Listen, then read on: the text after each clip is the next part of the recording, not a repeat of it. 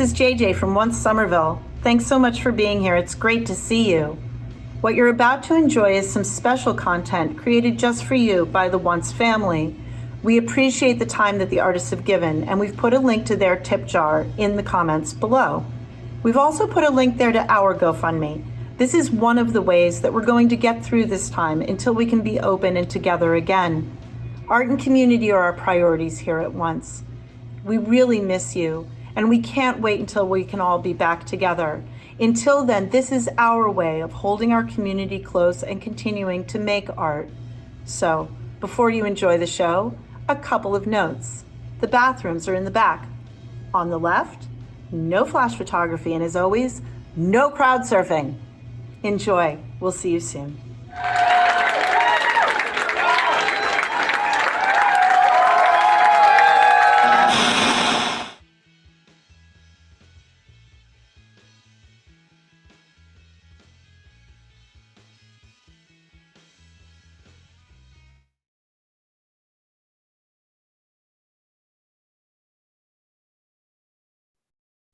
Ha!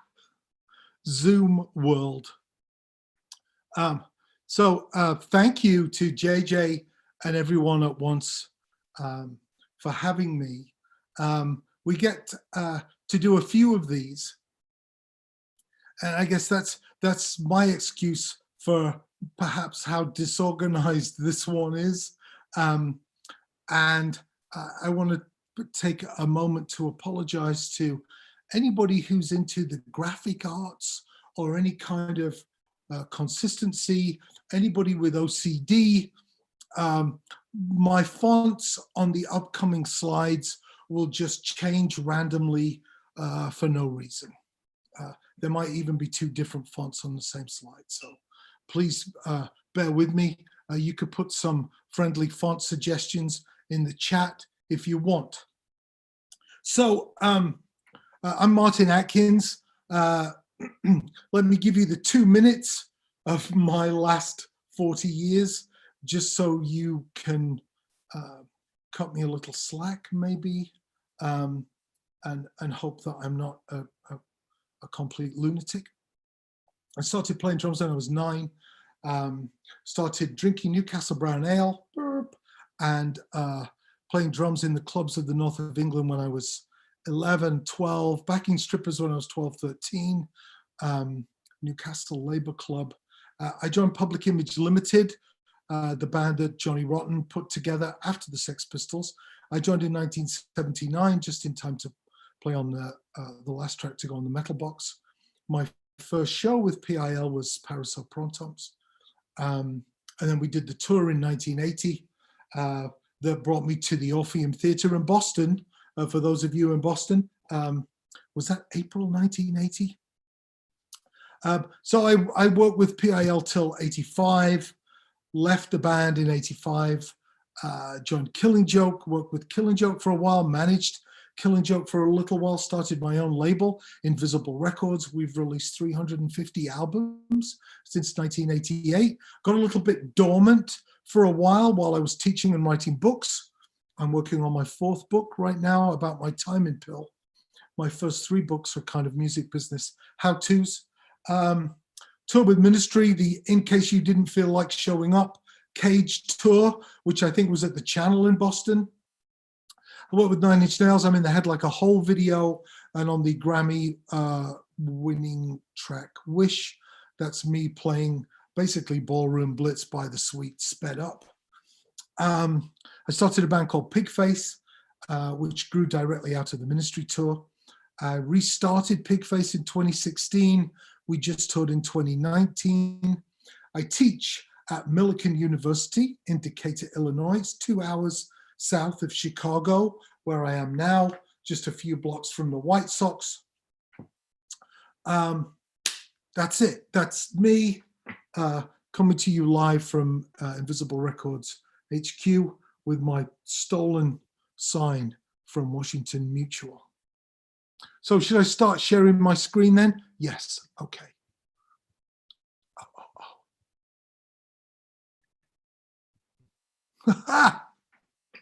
Okay, stuff. I don't even know what this is about. So let's discover it together. So this is some of the things that we're working on right now. I'll go into a little bit more detail. We have this thing called Stay the Fucking Side campaign, where we're printing shirts for venues. We sent some over to JJ with bags and buttons to help raise awareness, allow venues to spread their wings a bit, have some fun. Sorry, I'm looking at text messages at the same time. And these are the signed bags that we print here, just on the other side of the space here. The Stay the Fucking Side bags.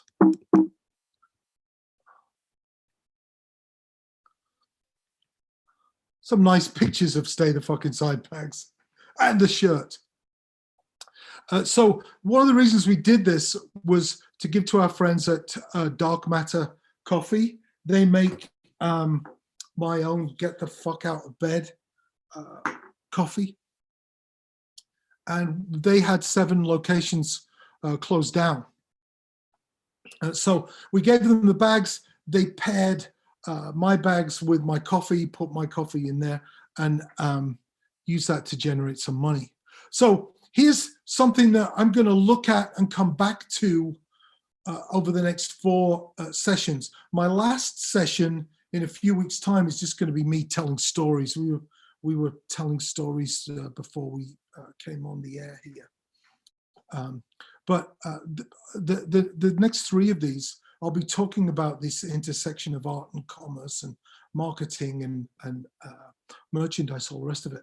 But I was at Dark Matter Coffee, and I knew they were closing 7 locations. They have 110 employees. And I gave them $100, which is not nothing. You know, I've got 4 kids. $100 is not nothing for me to give to anything, but it felt like a drop in the bucket. It felt like, what is that, 74 cents per employee? Yeah.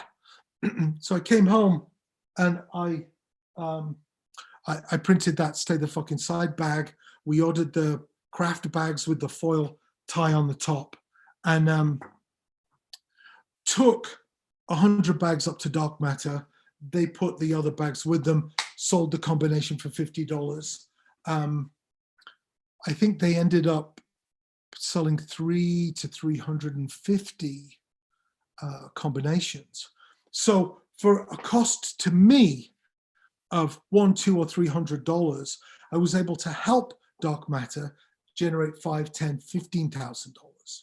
So I started at the age of fucking 60.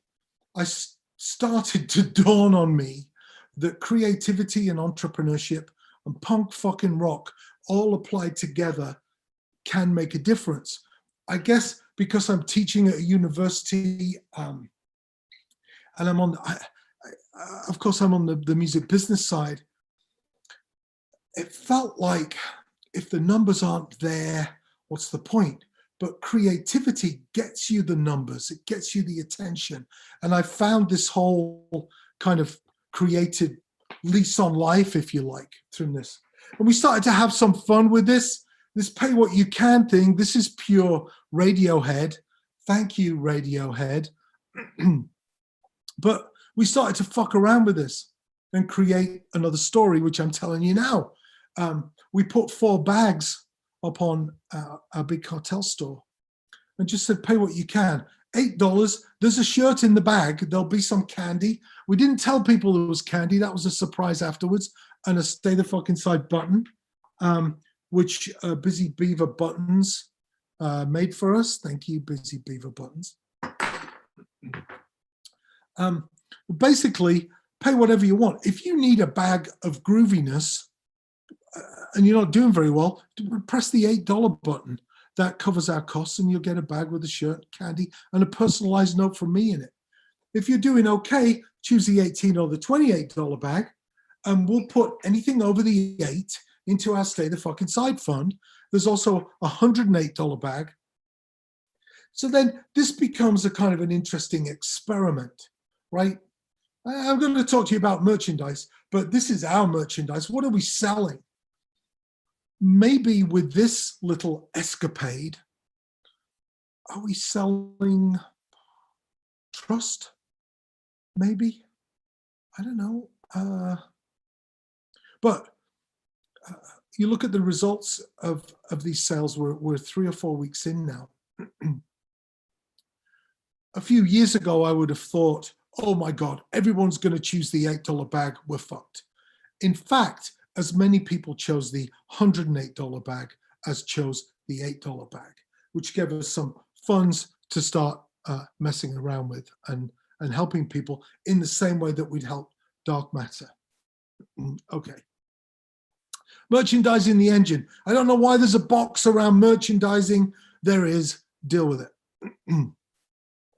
So I come across this a lot. It's a sense of perfectionism with everyone's output. Like, how's the new album coming? It's okay. We're working on mixes 18 and mixes 20 and 25 of tracks number 75. And you know, people spend too long perfecting something. The wonderful thing is, if you just do it, people will forgive however shitty it is, the thing that you do, right? I don't know. I was going to say bake a cake for someone. If it tastes like dust, people will forgive you. You know what? I think they will. Maybe you experiment. Maybe that's your first merchandise, is a cake that tastes like dust. Your fans, your friends, people who love you will drink a glass of milk and go, right? And now you've got a story, and people will be like, I fucking hate that cake, but I really like this person. I like this artist, and I want to support them. But get rid of the perfectionism. Lots of people, I saw that guy, is it Tim Robbins, the motivational speaker? Or Tom Robbins? I don't know who that is. He had like a Facebook ad or on the radio, how to get it together once this is over. And I just thought, fuck you, man. There is no getting it together once this is over.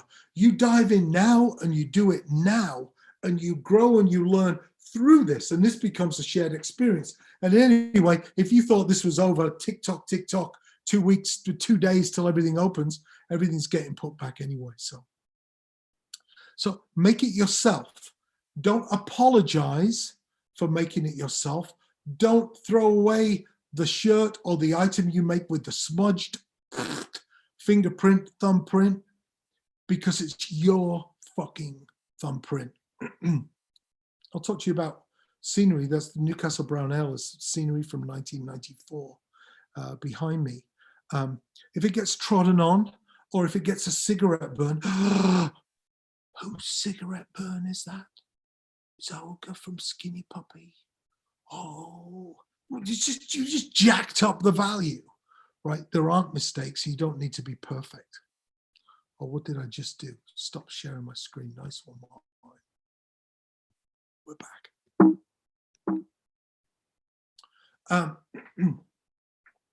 This is a hand bleached shirt from One Eyed Doll. It's my friend Kimberly Freeman. And I really kind of like this. Her first shirt was just the name One Eyed Doll written with bleach with a Q-tip. And you might say, well, oh dear, right? But she didn't have any money to make more than 2 shirts at a time. Her fans didn't have any money either. So she was buying shirts at the thrift store, writing One Eyed Doll with a Q-tip dipped in bleach, and her fans were paying $5. She was multiplying her money 5 times over, but also planting these important seeds with her fans. And now those first T-shirts, which were black T-shirts turned inside out, are kind of collector's items. And I think this original shirt, I hadn't seen this design before. Now these shirts are going for $100. So just jump in and start doing this stuff.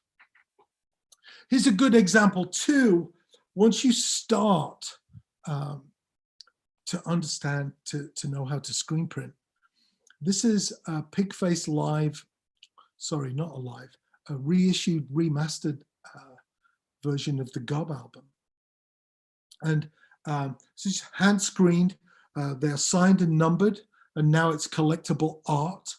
And this is uses glow in the dark ink. So when the lights go out, you could see, I don't know if you could see my arrow. That's what it looks like in the dark. It's like the stars on the ceiling when you were a kid. So you can start to use these techniques. And I'm going to show you next week, we're going to do like a live workshop of just like how to screen print. It's super, super easy, and you could use it to really start making a difference. So here's the math on the hand screen signed and numbered glow in the dark double album. They sell for $60. You sell 300 copies of that. And if we're artists, we should be striving to get to a point where we can sell 300 copies of something. That's $18,000. Compared with streaming, you need 4.5 million streams to generate $18,000. But I think more importantly, to tie this back in with the merchandise aspect, you're creating a story. How many people will buy that glow in the dark album and turn the lights on and off and post that video? Oh, fucking hell, look at it. Oh, it's glowing in the dark. Oh, come and look at my album. Come on over to my place and look at my album. What's it sound like? Don't fucking care. It glows in the dark. Brilliant. Okay. If this is one cat slide, it's a precursor. It's a seed for more. Okay, good. Okay. Oh, what just happened there? Okay, let's go back. Sorry. So we'll come back to the cats. Don't worry. So I'll try and throw in a few of these. You always do more than any sane person would do to make your show, your music, your career succeed. I understand business. I understand ergonomics. My father was a managing director of a company with 3,000 employees. He was all about ergonomics. But it turns out any kind of creative activity, you can't be efficient with that creativity. It takes whatever it takes to make it happen. Traditional economies and rules of business do not apply. The accountants cannot account for the things that create success. They can't. If you brought the accountants in to do a consultation, yeah, I've got this band, Gua. We've got all these costumes. There's 16 people on the road. There's 8 people on stage. We've got 2 people doing the costumes. The accountants, the business people will come in and go, here we go. We've done it all. New Gua 2, the sequel, is going to be the guy in the costume and somebody else in a costume and a DJ. And he'll be in a costume too, and there'll be spikes on his DJ rig, and there'll be a 3-piece. And we're going to make way more money because it's efficient. Except you won't make more money because Gua is an insane myth that shouldn't be happening on stage. It's insane. Why would anybody do it? But that's what our whole business is. Things that shouldn't happen being made to happen. You either make a connection with somebody or you don't. And that's what merchandise is about. I think I've met people in bands who are like, we don't have any merchandise. We're not trying to capitalize on the fuck off.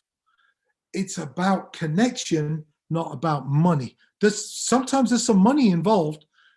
Sometimes there has to be some money involved to create hierarchical levels of merchandise for people to aspire to.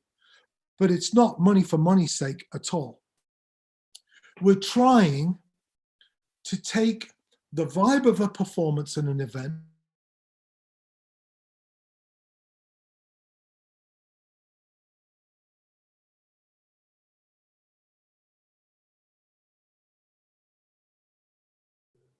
Hey Martin, you've frozen, if you can hear me. Sometimes you can hear me. I'm his assistant. I'm not some random person, I promise. Just anyone that's in Massachusetts that doesn't know me. Hi. Hey, fuck.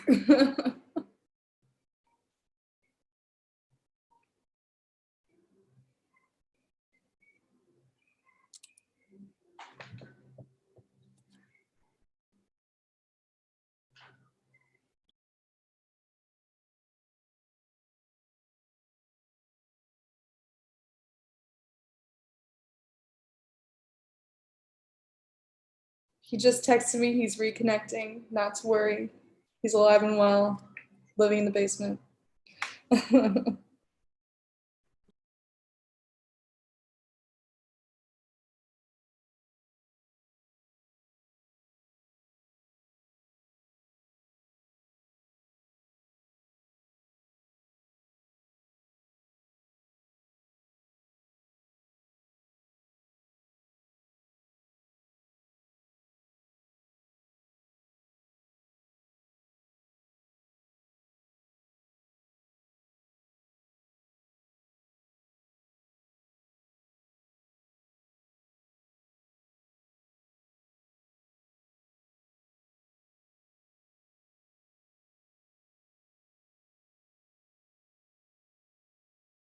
Chicago's hot. It's hot as balls right now, but we're living the dream. I just got home from seeing my parents, in case anyone cares. It was really exciting. Same. Yeah, I hadn't seen them for like 4 months, which is like definitely the longest I've gone ever. I'm a mama's girl.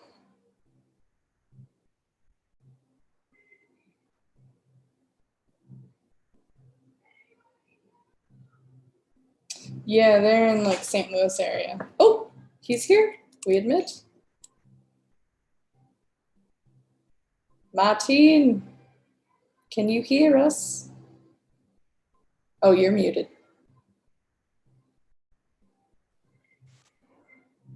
What the hell was that? I don't know.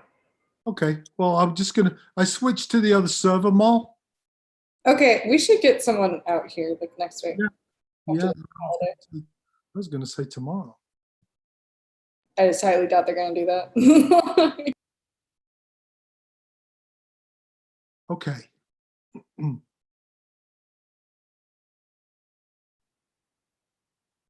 So we were talking about, or I was talking about, if we lit incense during a performance, you would come into the room the next day and you would still smell the incense that we'd lit the next day. And it's a great just analogy for vibe, right? And all merchandise does, when you exchange a t-shirt or an object, it increases the shelf life of the vibe you created in the room. It's like putting incense in a jar. You can put the lid on, put it on the shelf. 6 weeks from now, you can take the lid off. It also serves another purpose if you're trying to build your brand in your band.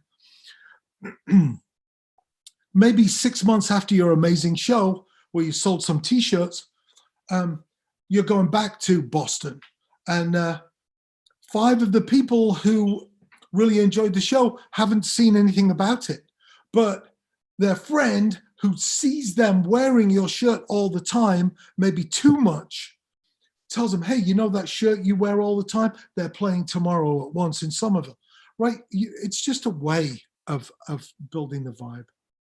I've got some merch booth tips. I kind of want to be more, a little bit more philosophical, but I'll go through some of these merch booth tips. Get over being scared of selling stuff. We all are. We're artists. The problem is when we can be on stage like Gigi Allen, fuck you, here's this abrasive song, and we don't care if you like it or not. We do care if you like it or not, but we can front it on stage to pretend we don't care. The simple act of laying out your wares on a table enables someone to come to you and talk to you, pick up something and buy it, or walk by and ignore you. And if we are the artists that we are, it's difficult sometimes to even put the merch out. You've got to stop doing that. Merch table is code for a place where conversations can happen. And as an artist, you need to be behind your merch table. Roll your shirts and you will sell faster. This is the least favorite thing that anybody I know wants to do. You roll your shirts and you size them, you put a piece of tape over the end. And this is the view you see when you're talking to someone, and do we have XL? You look down, boom, XL, boom. It doesn't sound like that's a problem. Like, why do we, I could just go through my shirts and find the XL. The problem is at the end of a night, no one's got any time. If you're lucky enough to have 10 people in line for a shirt, while you're talking with someone, which is why the shirt exists in the first place, you're talking to someone, you're like, oh, XL, hold on, and you're down in the shirt box, going through the shirts. I can't find, I know we've got one, hold on, going through the shirts. Not only are you not going to sell that shirt to the person who wants it, you're pissing off the person, 9 people at the back of the line, who's doing the time calculation for when their babysitter goes into extra time, how much sleep they're going to get for being up to work the next day. So you roll your shirts and you can quickly and efficiently have that interaction. It's also great for inventorying your merch as well. You have to protect your assets. And of course, by that I mean, always have something else to sell. If you only have one t-shirt, you're fucked. If you only have one bit of music, you're fucked. Because if anybody likes anything you do, they immediately want the next thing. You need at least 2 different shirts. Have a really nice designed multicolor shirt, but you also need a cheap, easy to produce shirt that you're happy to give away. Don't be afraid to give things away, but don't give away the $50 thing. Give away the thing that costs you $5. Get behind your merch. This is Kimberly Freeman, who we talked about earlier, spending as much time as she has to after a show, taking pictures with fans and starting a whole internet thing of fans posting pictures with her stuff. Have a tip jar. I think we've got some tip jars in the links today. Please pay attention to the links that the ones are putting up. I'm very happy to draw some attention to anything that they're trying to raise money for. You, of course, need a hilarious saying on your tip jar. Every time you tip, God saves a kitten. Of course, this needs to be genre specific and authentic. So if this was the Pigface tip jar, it will be every time you tip, we will set fire to a kitten in the alleyway. Of course, we wouldn't do that. I'm only joking. Support counterintelligence. You see that? That's hilarious, isn't it? We need money for drugs and oversized condoms. There's nothing like a bit of ambition. Now this, speaking of graphic nightmares, this is a graphic, yeah. Whatever this says, I'm tipping. There's all kinds of new developments with tips too. This is dip jar, which I thought, well, what the hell? And this is, it's a specific amount. But I was at an event at the Metro here in Chicago, and I saw these, and they had 4 of them in different amounts, and it was super fast and really efficient, and I think really productive. One of the things that I like to mention about a merchandise booth, and this ties into the $100,000 lecture I'll do in a few weeks' time. This isn't about how much more money are we going to get per show or whatever. Well, it slightly is, but it only makes sense if you do a bunch of shows every year. If you're only doing a few shows, nothing really makes a difference. But if you look at what's called the multiplier up here, that's the multiplier. You know, if you're just getting $15 a show, you do 50 shows, that's 750. And all of these things add up to $21,000 down here, which incrementally, all of this stuff makes a difference. This might worry you. Are there artists on this? Are there artists on the call? Do people put hands up or anything? Well, whatever. I'm going to assume there's some artists. Live albums, freak artists. Oh, hey. Oh, I don't know how you pronounce your name. Ida? Ida? Can you unmute? Yes, Ajda. Ajda, okay, thank you. So when artists see live album, they go straight to that thing I was talking about before. Perfection, let's record 100 shows, mix them, put out a best of. Just record any show. It doesn't matter if the PA explodes halfway through. That's the show where the PA explodes. 30 minutes in, you can almost smell the fire. And if there was a fire, I'd do a scratch and sniff smoke flavored vinyl thing, right? Just do stuff. Don't wait for perfection to happen. I don't know why I'm holding up Metallica as a yardstick for anything, but they keep meticulous records of all of their shows and the songs that they've performed, so that I think Lars Ulrich, the drummer, does this, so that they can make sure to perform a song next time they're in Boston that they've never performed before. And at first I thought, well, that's really nice doing that for the fans. And the reason Lars Ulrich is tracking all of that is that's the reason the track that hasn't been recorded before in Boston, that's the reason the fans will buy that particular digital stream, vinyl, whatever. It's a little bit too strategic for me, I think. Oh, whatever. Oh, here's an instant booth. You can create an instant booth out of a suitcase. Easily done. We've also done this. We've put flyers all over a venue, letting people know where the merch is. We've also done this. We've kind of gone merch booth crazy. We bought a few flat screens and some gas pipe, because Pigface is an industrial band. And you could see at the bottom here, this is the CD. People still buy CDs at shows so people can sign them. It's a great place to sell vinyl too.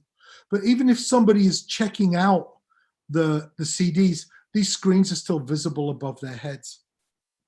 I mean, you could really kind of go down a road. We have special videos made for the booths as well. It's great signage. Difficult to imagine this at the moment, but you know, as people are leaving a venue, efficient security are going to try and help them, because the quicker everybody leaves the venue, the quicker they can zero everything out and go home. That's your valuable cell time. So when I see security getting everybody out, I'll just go and stand in front of the merch booth and have my arms out, because I'm thinking and I'm a crazy British person and I'm blocking traffic with my body and literally just guiding people over to the merch booth. Oh, we're not going to do that. We also do this. We have items that the only way you can get items is if you spend $100, by which time you need the free DJ bag to contain all of the things, right? And this is some of the more interesting stuff I wanted to get to. We started messing around with used work shirts. And I was just going to print Pigface on the back and maybe seal them in plastic and sell them at the shows. But I saw our interns here at the office were kind of going through this rack of shirts.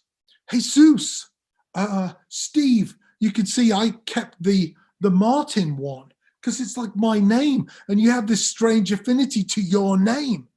There was also some people like Steve's Plumbing, I'll rod your pipes. Like people were finding hilarious English double entendres in the businesses that these shirts were originally from. And I'm like, oh my God, we can't just print these and throw them out. We need to put these on a rack and let people browse. My merchandise guys went nuts.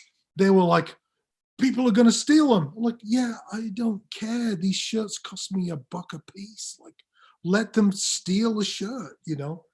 But people needed to browse through the rack to find the shirt that they really wanted. And now we've set up a space adjacent to the booth, just off to the right or the left, with a rack for people to browse, which is a place where people who don't immediately know the questions they have for the merch person can browse and just kind of absorb information while they're still being busy.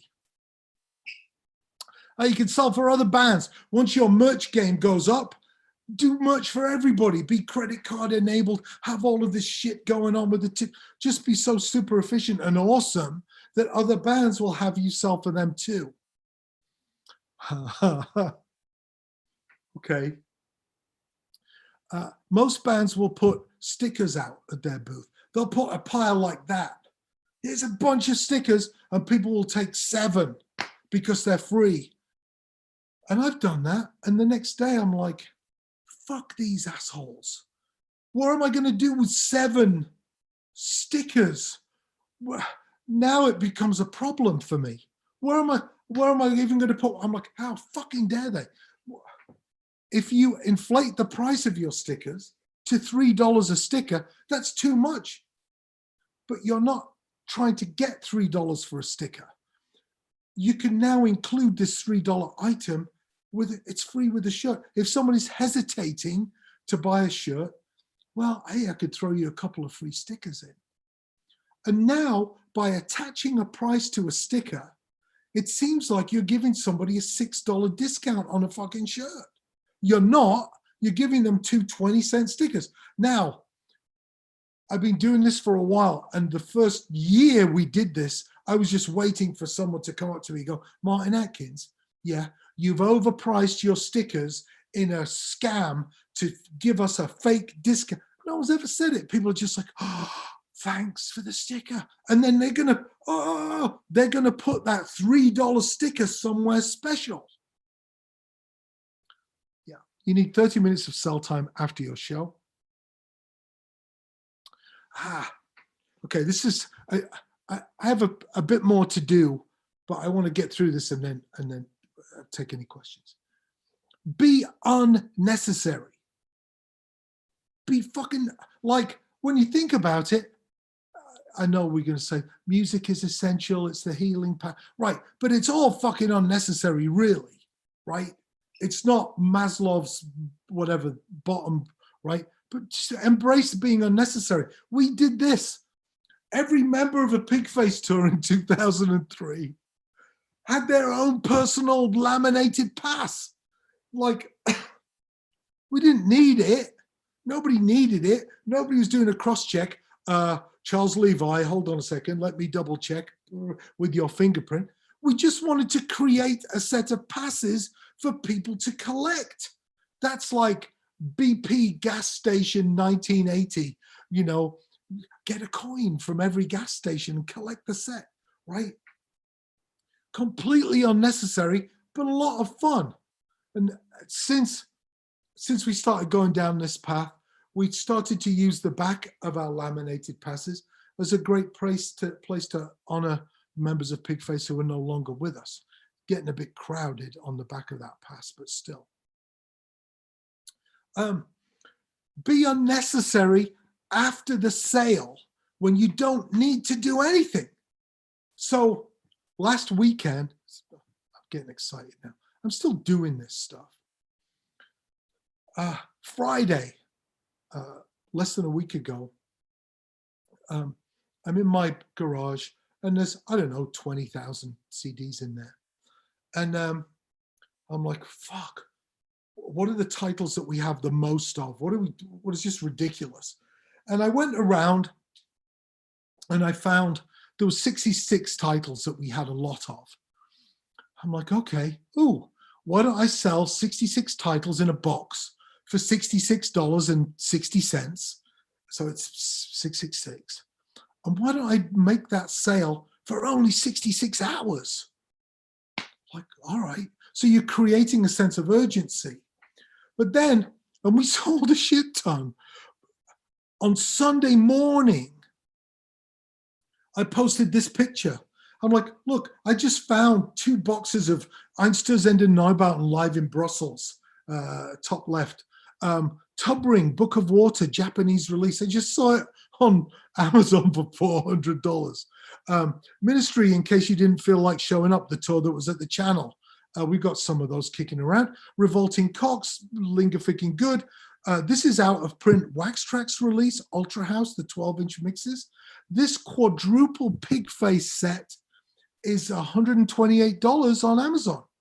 So I didn't need to do anything on Sunday morning. But I said, I just found all this stuff. Let's have a kind of CD roulette, right? I'm going to put one of these in with every box as well, right? And that caused a bunch of people like, well, I bought mine on Friday. It's like, I got you.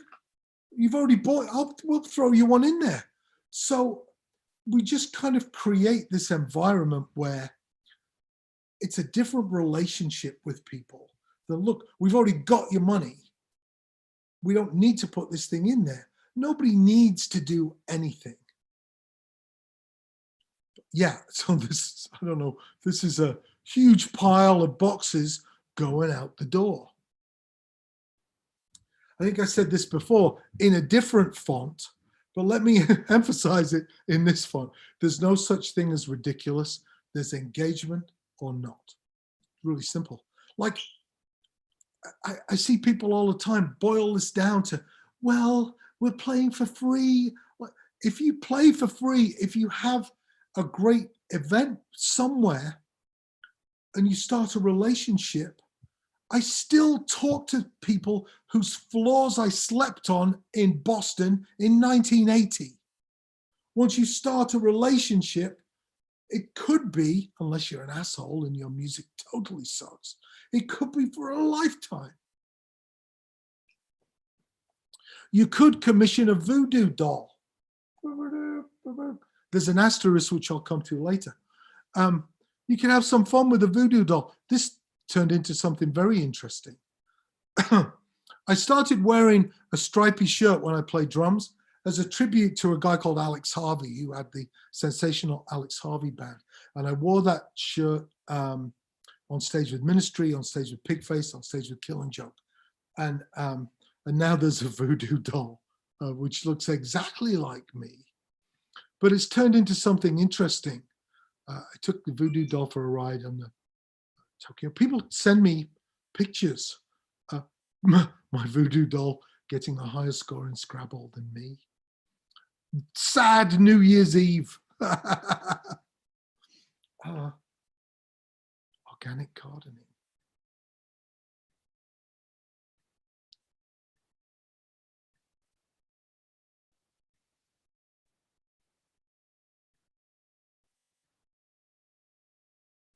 That's Bob Boylan from NPR. I do a Martin Atkins minute with NPR sometimes. And here, I don't know if you recognize the Wu-Tang Clan, right? There's my voodoo doll on a tiny desk, right? And the reason I said I put an asterisk on commission a voodoo doll is because I didn't. Quarter Kids Dolls suggested to me like 6-7 years ago, there should be a voodoo doll of you. And I was just like, yes, okay, yeah, there absolutely should be a voodoo doll. And we sell those on my site, but I end up just giving them to people anyway and just leaving them in places. My favorite thing to do is when there's a bunch of people tweeting that have my voodoo doll, I'll just say, don't forget, press the tummy twice to deactivate the webcam. And they're like, what? There's a webcam in this thing? Well, of course there isn't.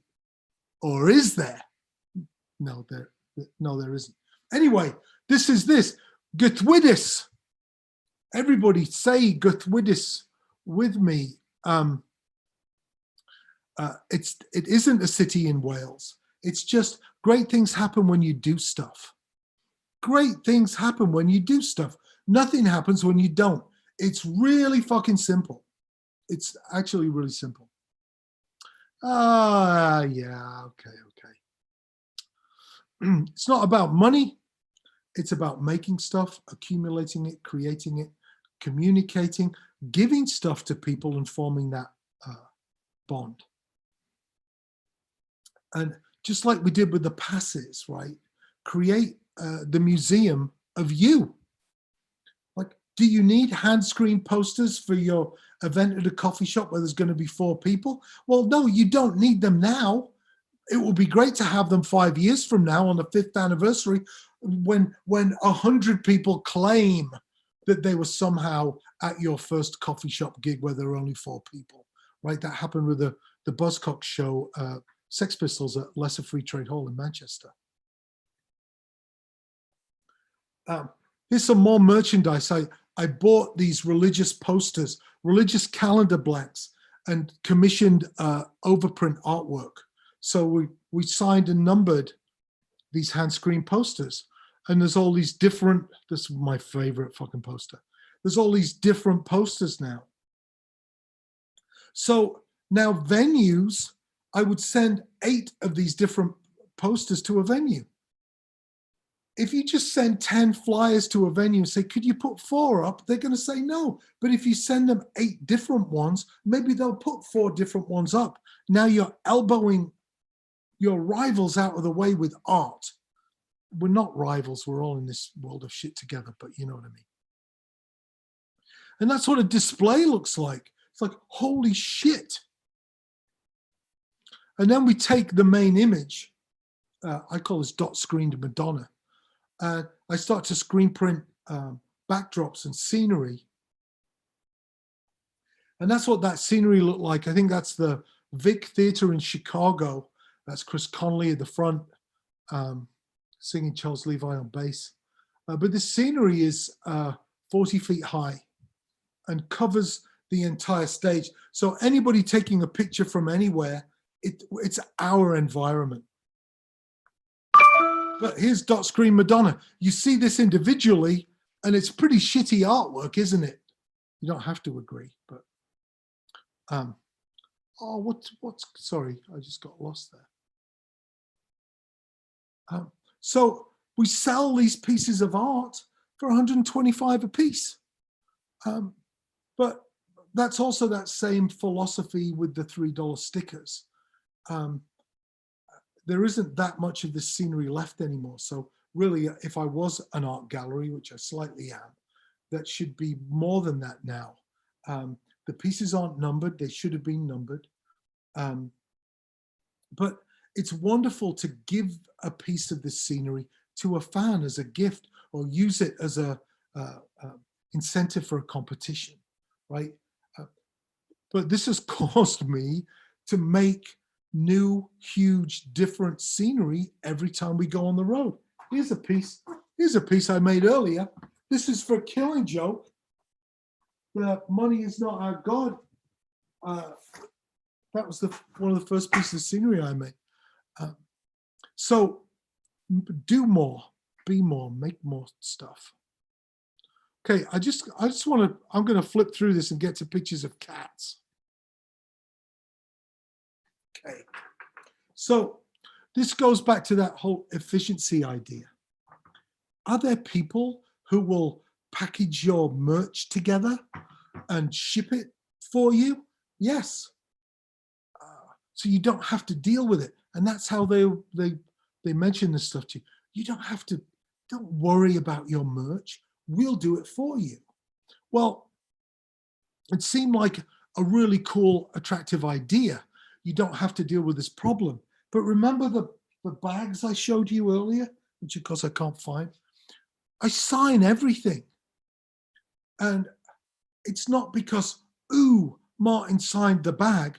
I think when you take the time to sign a bag, you're putting your energy into the bag, and people can feel these vibrations. So that's why I do it.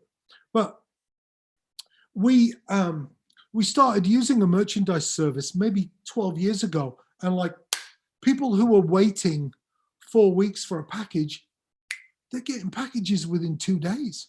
I'm like, oh my goodness, this is brilliant. And then people started to get really upset. I'm like, hold on a minute. We've just shipped all of this merchandise to this place in Portland, Oregon.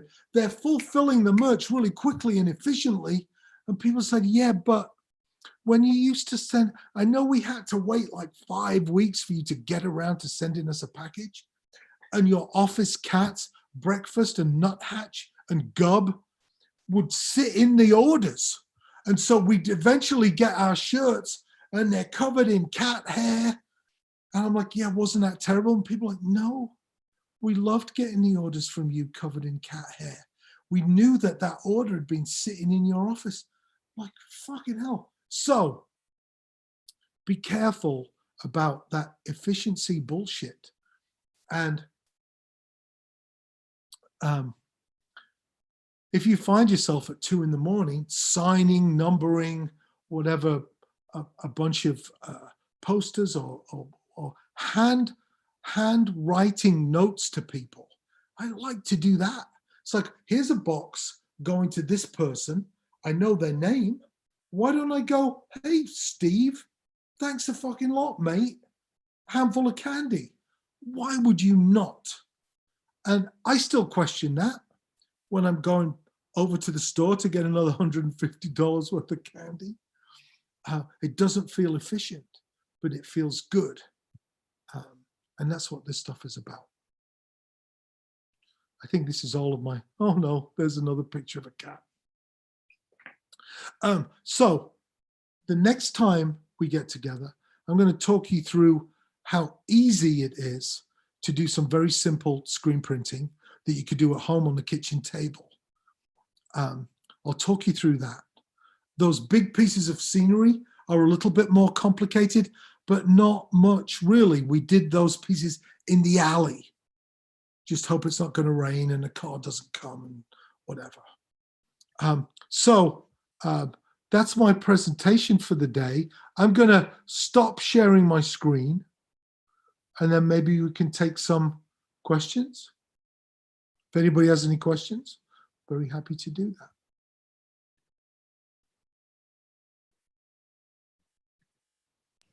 that. Hey, Martin. Yeah. This is JJ from Once. Hey, Hi. JJ, thanks again for having me.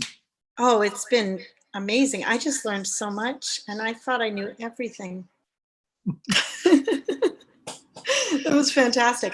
I noticed over on YouTube, there was actually a question that I thought was a really good question that I wanted to pose to you. Killian wanted to know if you, when you had that idea for the glow in the dark reissue, how did you make it happen? Where did you start?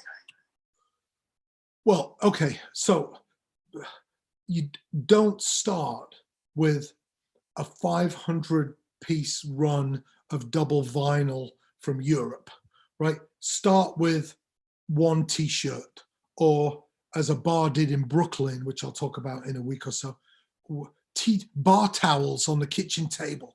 You start with this really simple skill of screen printing and mess around with different inks.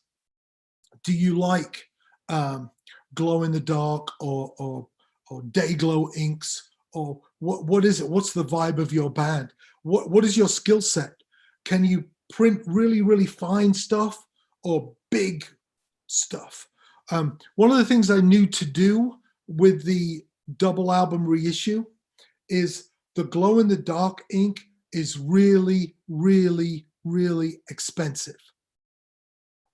So you might be able to see on that slide, the glow in the dark ink is like dots, like a crazy mesh. And that's a technique that newspapers used to use in the 30s and 40s and 50s. They dot screen to save on the ink. So you still get the effect, but it saves on the ink. So then I spoke with the manufacturers in Europe, explained what I wanted them to do, and they suggested using reverse stock. So it's, instead of being shiny, because that happened to me in 1988. I was trying to print on shiny album covers and it was a disaster. So they suggested reverse card stock, which is porous paper, and it takes the print more easily. Anybody who wants to do that, send me an email. I'm Martine on Twitter, Marteeen, 4 E's. I'll happily walk you through the stuff, but I think I'll walk you through it next week as well. Great. Ajda, did you have a question? I think you can unmute yourself. Yes, thank you. Hey, JJ, and hey, Martin. Ashta. This is amazing. I'm just taking so many notes over here. Thank you for being so giving with all this information. It's great. So I've been doing the band thing for a long time, and I've had many records, and I really am very attentive to the artwork and the design. I'm really into that. And so I feel like I'm putting out something that's really nice, but I've definitely had nights where I'm at the merch booth and I'm the lead singer. So I sell the stuff myself. And there have been many nights where I'll sit there and nobody will come over and even approach. I mean, there have definitely been nights where, I sold some stuff, but that is really painful. And I have to be honest, after many years and like changing projects and different bands, I haven't really been making so much merch lately. I've been getting a little bit lazy about that. So this is like really energizing. But, you're really established. Okay. So someone who's a little less established, I feel like it's a little harder, but, I don't know. So just if you have any insight into, do you think it's maybe just the design isn't good enough? Because I'm telling you, I really feel deeply that I am putting out stuff that is really cool, but people aren't I haven't been doing the shirt thing so much. I did that a while ago, but it was expensive to make. And so sometimes like it just gets hard to keep it going, especially if you're not making a lot, if you're not selling a lot. So, but then you're in that circle. So then you stop making and I'm just going to do the one design. So you make a shirt for $3. Yeah. Right. So that's the first thing. And I know what you're saying. I've got 25,000 followers on Twitter, but I first tweeted "Get the fuck out of bed" 10 years ago. 2 years ago, it became my brand of coffee. I mean, there's a growth curve to this. Yeah. When I wrote my first book 12 years ago called Tour Smart, and just asterisk, if you like these ideas, go to martinatkins.com. You can get a free download of all 600 pages of BandSmart. All of this stuff is in BandSmart, and like 300 other people contributed, right? That's a free download. Just go get it. But when I wrote my first book, I published it myself, and I'm sitting in the office upstairs, actually. I'm like, oh, fuck this. Waiting for Barnes and Noble to give me I just put 300 copies in the back of my van and just went. Record store, coffee shops, 3 people. I got my projector, like tough. But at that coffee shop in Florida, one of the people there was like, you're in the wrong fucking place. Here's my card. I'm at the university. Boom. I went to New Orleans to speak there. Free the first time, several $1,000s the last time. There's just a long curve to this. Yeah, building. So I would say make sure you have a spread. Make sure you have something that you can give away easily. Yeah. And if no one's coming to the booth, I go immediately to my olfactory senses. The deepest, hardest pathway to the brain is your sense of smell. So Nancy Apple is in my book. She does a tip jar where people write their name on a dollar bill and it becomes the tip, but it's also your entry for the raffle. And then she makes a chocolate cake for the winner. And now you're talking.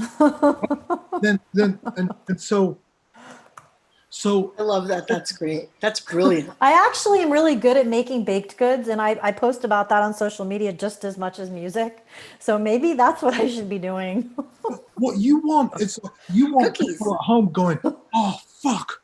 What's up, man? Are you heroin withdrawals? No, Ajda is doing a show and she's going to be baking those cookies. I've got to go. I don't like her music, but her fucking cookies have got me under a spell. Right? So I would be there with like, I don't know, a little hot plate, whatever you need to activate Yes. the ingredients, and a little fan like Burger King does with their French fry oil in the shopping mall. Just blow your amazing cookie smell all around the room. People are just like, oh, fuck. And actually, I've got a that's little safer oven than you can incense, borrow. right? You can't do candles or anything like that anymore in the venue. So maybe that's a brilliant idea. Right. I mean, so there's also amazing stuff you can do. Like, so really, you don't want to be, here's a cookie, please like my music. Kind of it's what you're doing. But you can print album artwork on fucking icing, right? I'm sure you could do that at home somehow with like a sheet, like professional bakeries do it. We did it with when the Best of Pigface album came out 15 years ago. We had these cookies made with the artwork, and people were like, oh, fuck yeah. And it's like, fuck off. They didn't care about the music. They were just eating the cookies. So, Yeah. but that is our whole mission, right? Is not which song do you like? It's just keep it low key, and you just got to find the different ways in. And once you build a bridge, however you build the bridge, because you repaired someone's toilet or you baked them a cookie, however you built the bridge exists, Yeah. right? And it's like, however you do it. This band came to me, an event I did here in Chicago, a place called 2112. It's a big studio, whatever. And there was like 11 people in the band. I'm like, well, you're fucked. You're just completely fucked. Unless, and I said, I'm not interested in listening to your music, but there's 11 of you. Where is 11 people an advantage? Right? It isn't in a van. It isn't if you've got to fly somewhere, but go and paint some old lady's fucking house, right? And you could do it in 2 hours. And then I'm interested in listening to your music, Yeah. right? So it's just a creative problem solving mindset Yeah. is all this is about. Well, I really like what you said about the t-shirts, don't be afraid to, like the person that had one that was kind of shitty, and, don't be afraid to just put it out there instead of waiting for it to be perfect. That's another thing is like my designer was a good friend of mine, but he passed away a couple of years ago. Oh, sorry. Yes. And, it's tough because I didn't even have to tell him. He knew kind of the vibe I was going for. And speaking of relationships, like that was a really important relationship in terms of making my merch and getting those ideas. But, bottom line is this is incredibly helpful. It's definitely getting the wheels turning in terms of just figuring out those ideas, things that match like the vibe of the music. And I need to brainstorm more, but this is really helpful. Cool. And so you mentioned designing a shirt. One thing that's really important. Yep. If you work with a designer, next thing you know, you've got this 19 color foil printed thing that costs $50. Yep. Right? And I love things like that. But I've got a shirt. It says, welcome to the music business, you're fucked. And I can make 100 of those in an hour. And we went down, and I didn't even know it was a super awesome shirt. We were just wearing it at South by, and people went nuts. We went down the next year. We gave away 1,000 of those. Awesome. Right? But if you're at your booth, you need 3 assets. Always have something else. Okay. Mm-hmm. You give somebody the cookie with the album art, like, oh, this is really amazing. Once they eat the cookie, they're fucked because they just ate your cookie. That's a guilt bomb waiting to go off, right? So now they're just like, crumbs all over. They're getting the endorphins, right, from the sugar and everything. They're in a good place. Like, oh, what now? You want some fucking milk? Oh, really? It's in a special Adja souvenir etched glass. Fuck! Got me with the $10 souvenir milk glass, you bastard. Right? But if you have 3 different things, people will choose, and they will. You can give away something. So now here you are, this generous person. Yeah. Some people walk away with the free cookie. Some people won't. Some people will go on Facebook and go, fucking hell, I nearly didn't go to this show. And I stuck around through the first band and the second band with the bongos were too loud and whatever. And oh my goodness, maybe it was the timing, but this cookie I got to eat, and I had this great conversation. And but you know, that it's tiny stuff like that. Yeah. And then just one more quick question. When you showed the slide about the different prices for the coffee, did you have 3 prices? I know you said the bottom was 8 to cover your costs and then the top was 108, but were there 2 in the middle or just 1 in the middle? 8, 18, 28, and 108. Okay. And we had as many people bought the $108 bag as the $8 bag. I couldn't fucking believe it. And it's, you know, I teach. So that's a great question for my students. So we sold this many bags, fill in the blanks. And people are like, oh, 100 people bought the $8 bag. Like, nah, you know, and so I'm learning, I'm experimenting and learning with this stuff all the time still. Awesome. Thank you so much. Really appreciate it. No problem. Big fan too of all the music that you've been on. Thank you. Thank you. Right, Martin, we've got Gasoline on YouTube asking, do you have any thoughts on Eno's cards? Oh, shit. I've forgotten what they're called. I talk about them all the time. Yeah, I think it's a great idea.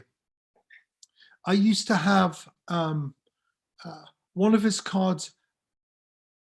Hey, Molly, do you know what Eno's cards are called? Oblique strategies. Thank you. Oblique strategies. I used to have a list on my studio wall. Add a drum machine. Fuck it up. Turn the tape backwards. Right. And that's what Eno's cards are. I think there's an app as well. Apps are cool. I'm not some kind of like, well, I am some kind of a 60-year-old guy, but I just like the touch, the theater of the card. Let's see what the card says. Yeah, I think that's brilliant. All right, we probably should start to be thinking about winding down, although I could go on with this. I'm excited that this is the first of 4 because I could do this all night long. Scary was asking, she has music on Bandcamp. How do you feel about people giving away music? Well, you have to, right? So that, I mean, cassette tapes, you know, I knew the guys in Killing Joke a little bit, but my voyage of discovery with Killing Joke was on bootleg cassette tapes. I was driving around the States. So John Bechtel, who plays with Ministry now, he put on one of his mixtapes, like, oh, who's that? It's like, it's Killing Joke. I'm like, oh, fuck. You know, next day saying, who's this track? That's Killing Joke as well. I'm like, oh, fucking hell. It's a gift. If people curate a mixtape and give somebody else your music, you win. As long as you have assets, always have something else to sell. If you only have one song, you're fucked. If you've got several songs, right, then what happens is, unless your music is shit and you're an asshole, asterisk, what happens is, here's your music right out in the world. People like to drive to. Oh, fuck, we were coming back from the show. I knew I had to listen to that album. It will get me home. This cassette tape saved my life, right? Or I love to cook to your music. Or I love to fuck to your, I think we made a baby to your, you put this energy out there and it comes back to you, right? I understand the hysteria, but, well, this album cost me $1,000. Yeah, nobody cares, right? If it's good, infect people with it and you will win, right? And also, as I showed with that, the slide with the Pigface album, I'll give anybody anything they want, right? But here's the $100 version that's glow in the dark, it's hand screened, it's signed and numbered. And you don't need very many people to go, fuck yeah, right? To underwrite the stuff that's given away. There are people, just like with the bags, 8, 18, 28, 108. Enough people buy the $108 bag to subsidize the people buying the $8 bag, right? If you let people do it, they will, but you have to give them the reasons. You can't just say, well, we need some money, help. Don't do that. Was that the question? How do I feel about giving away music? Yeah, and here's the thing, right? This whole idea of free, people used to froth at their mouth 15 years ago. And when I did my first book, here's my second book. It's fucking huge. Right? That is fucking huge. Right. And my first book was the same, 600 pages. And I was talking about free this and free that at a bookstore in Philadelphia. And this guy said to me, free this, free that. I'm like, yes, free. He's like, well, is your book free then? I'm like, oh no. Oh shit. It's all right talking about it. Now it's me. And I nearly said, hold on a minute. It cost $20,000 for the layout. It took me 2 years. I'm like, oh my God. Now I sound like somebody in a band. It's like, we recorded my bass through a Neve console to 2-inch tape with this producer. We can't give it away because it cost 20 grand. I'm like, oh, fuck. And I just said, fuck it. Yes, my book is free. And I'm like, I had this internal dialogue. Oh, you fucked it up now, Martin. You've written this book and now you're giving it away. And at the end of that event, that guy came up to me and said, thank you for the free book. And he hands me his card. Steve somebody, director of international shipping, UPS. He said, if you ever need anything really heavy, shipping anywhere, I got you. So fucking $10 worth of paper, a $40 book got me, I would assume, a huge amount of shipping. I need to ship somebody an anvil somewhere. But there's this karmic thing that happens when you give stuff to people. And you got to be careful. Sometimes the very last thing you want from someone is $10 for your album. What you want is a lifetime of support. Yeah, there's a theory of a number of true fans who, if you have a certain number, I'm not sure what that number is. You probably know this better than I. 1,000, yeah. It's 1,000. The theory of 1,000 true fans. Yeah, that guy's in BandSmart. I interviewed him for BandSmart. Mm-hmm. Yeah. Yeah. Do you want to explain what that is for all the people who don't know it? So I was brought up on front cover of Melody Maker. It's #1 with a bullet. These ridiculous yardsticks of success. What's the chart position? Who fucking cares, right? If you give up on those ridiculous ideas of success, and I ended up with a top 4 single all over the world. This Is Not a Love Song with PIL, a house in LA with a swimming pool and the palm trees. I'm like, oh, this is shit. This is absolute shit. Success isn't what you think it is anyway. But you don't need 4.5 million people to stream your music. You need 300 people to buy your double album in the signed hand screen glow in the dark thing. You just need to change your thinking. We do the same thing with VIP ticketing at shows. You don't need 5,000 people to show up for a show to make a budget work. We did VIP passes with Pigface where you can end up on stage with us and you get some vinyl, you get some other vinyl that nobody else gets. You get letters and t-shirts that nobody else can get. You don't need many people to buy a $300 ticket to change the whole equation. And that's that 1,000-person mindset. Fantastic. There's so much information here. It's remarkable. And I'm excited that this is something that people can watch again because it's just so rich. And you are so generous to share it with us. It's just fantastic. It's been, I could listen for hours longer. Well, I'm happy. I get to do it next week. Oh, yeah, well, exactly. Oh, I see Michelle. There's Michelle. Hey, Michelle.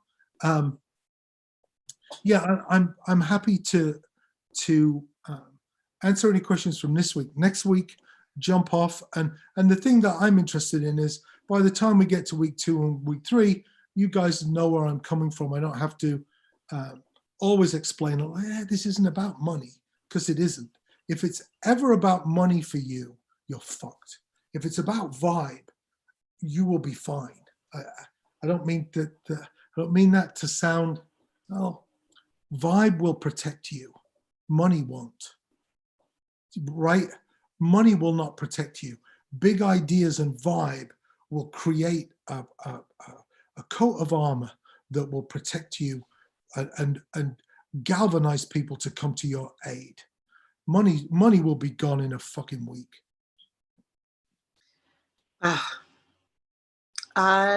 Michelle is asking, darling Michelle, is asking if we need supplies for next week's silk screening. It looks like Molly says to a pen and paper to write some shit down. Thank you, Molly. But that's also, I think, is the screen printing stuff in Band Smart, Molly, or is that Tour Smart? I think it's in Band Smart. But,